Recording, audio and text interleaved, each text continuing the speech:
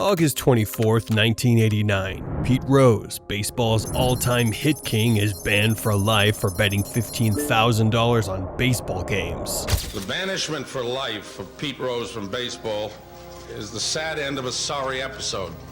One of the game's greatest players has engaged in a variety of acts which have stained the game, and he must now live with the consequences of those acts. Today, MLB makes $1.2 billion a year doing the exact same thing. This is the story of how baseball turned its biggest scandal into its biggest payday. This isn't just about Pete Rose. This is about how an entire industry can rewrite morality when billions are on the line. If they can destroy the career of one of baseball's greatest players for doing what they now profit from, what does that say about everything else they tell us? By the end of this video, you'll never look at MLB the same way again. Let me paint you a picture of August 24th, 1989. Pete Rose, 48 years old, baseball's all-time hit king with 4,256 hits. And here comes the main attraction. History right here in the first inning tonight. He levels the bat a couple of times. Shao kicks and he fires. Rose swings. There it is! There it is! Get out! Get out! All right! Accepts a lifetime ban from the sport he dominated for 24 years. Commissioner Bart Giamatti stands at the podium and delivers what would become one of the most hypocritical statements in sports history.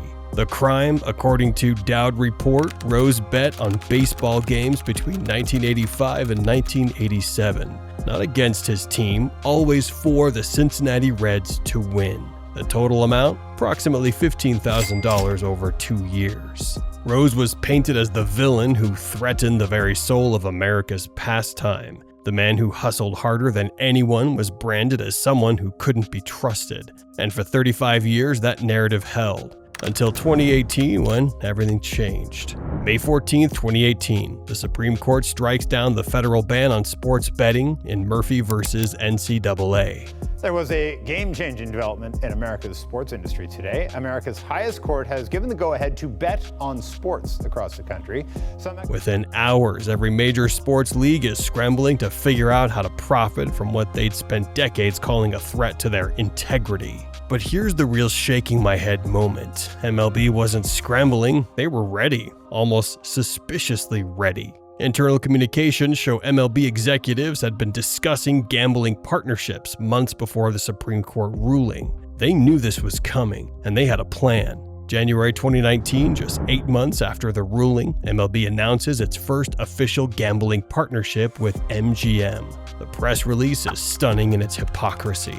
This partnership will enhance fan engagement while maintaining the integrity of our games. The same integrity they said Pete Rose destroyed by betting $15,000. Now it's enhanced by billion-dollar gambling deals. The cognitive dissonance is mind-bending.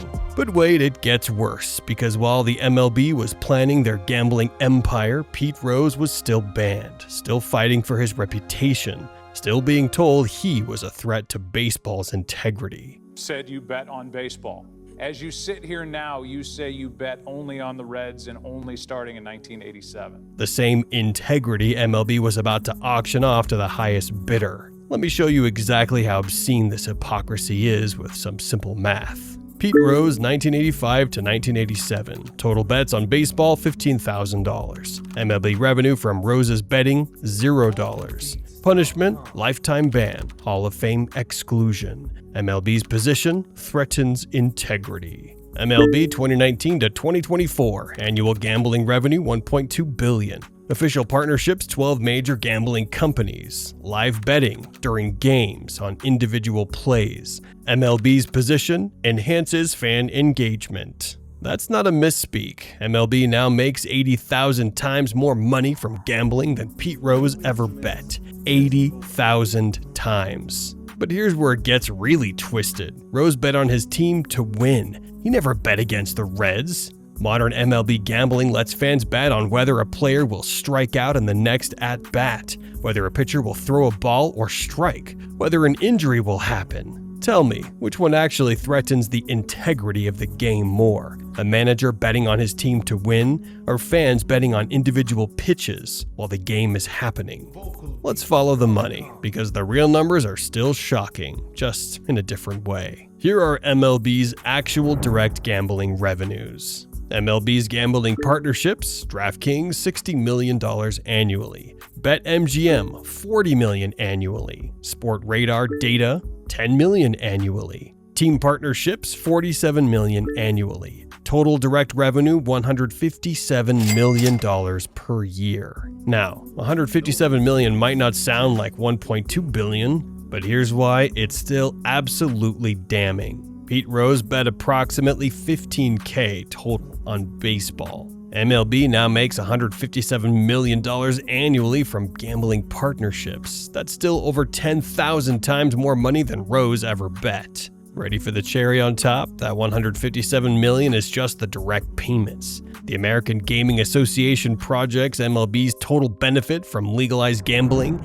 at $1.1 billion annually, when you include increased viewership, merchandise sales, and fan engagement driven by betting. So, while MLB executives banned Pete Rose for threatening the integrity of the game with his $15,000 in bets, they've now built a business model that generates over $1 billion in value from the exact same activity. But the most disgusting part isn't the money. It's what MLB executives were saying privately while Pete Rose was publicly begging for forgiveness. In 2019, just months after announcing their first gambling partnership, MLB Commissioner Rob Manfred was asked about Pete Rose's ban. His response? Moved on? They moved on to making billions from what they banned him for. But here's the smoking gun. Internal MLB communications from 2020 show executives discussing how to manage the Rose narrative while expanding gambling partnerships. They knew the hypocrisy was obvious. They just didn't care.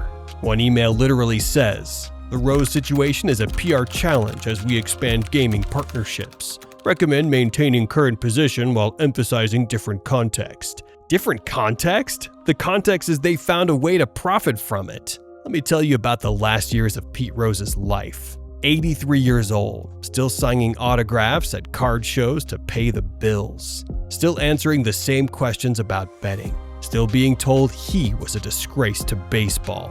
Meanwhile, every MLB stadium now has gambling lounges. Every broadcast includes live betting odds. Every highlight package is sponsored by DraftKings or FanDuel. Pete Rose spent 35 years as baseball's pariah for betting $15,000 on his team to win. MLB executives were celebrated as visionaries for making $157 million annually from gambling partnerships.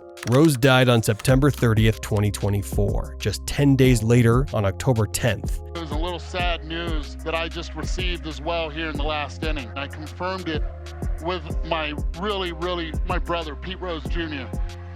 Pete Rose passed away today. The MLB Players Association, the same union that could have fought for Rose's reinstatement, signed a new gambling partnership with Fanatics Sportsbook. A month after that, they signed another deal with FanDuel. The players' union that stayed silent about Rose's lifetime ban was now actively profiting from the same activity that got him banned. The timing tells you everything you need to know about MLB's priorities. While Rose's family was still mourning, baseball was expanding the very business model that destroyed his legacy. But here's what MLB doesn't want you to know. Pete Rose's ban was never really about gambling. It was about control, and the proof is in what they're planning next. MLB's gambling empire is expanding, but here's what's actually happening.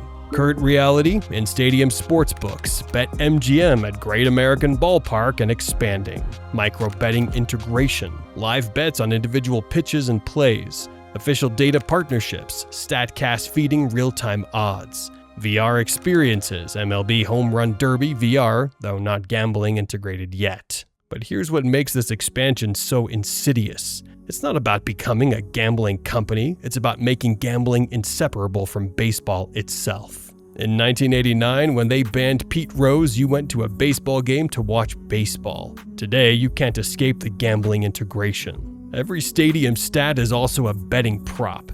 Every player performance becomes a wagering opportunity. Every pitch can be bet on in real time. Every broadcast includes live odds. They didn't need to become a gambling company, they made gambling become baseball. And Pete Rose, his ban remains in effect. Even in death, he's still being punished for doing, on a tiny scale, what MLB now promotes as fan engagement. So, here's the ugly irony of it all. Pete Rose wasn't banned for threatening baseball's integrity. He was banned for not cutting MLB in on his action. It's a known and proven fact that so many other players, coaches, owners, etc. were gambling around the same era Pete was banned. This was never about morality. It was never about integrity. It was about control and profit. MLB needed a villain to point to while they planned their own gambling empire. Pete Rose was the perfect scapegoat, and that shit is sad. Charlie was no angel, but the least thing that could have been done after all of that hypocrisy was to lift the damn ban. They destroyed a man's legacy and reputation to clear the path for their own hypocrisy.